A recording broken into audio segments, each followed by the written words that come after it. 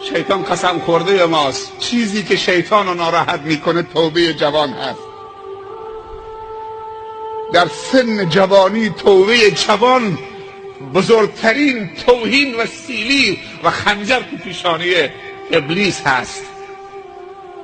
اگر جوان توبه بکنه دنیا خوش میشه، نعمتهای دنیا و برکتهای نعمتها سرازیر میشه.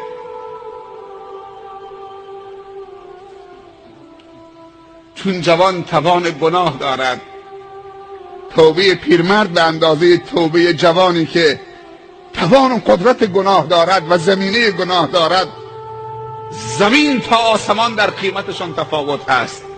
گرچه خداوند همه توبه ها تا قبل از اینکه زمان توبه مسدود نشده باشه، وقت خاص نرسیده باشه، توبه پذیر است و ما قبل توبه را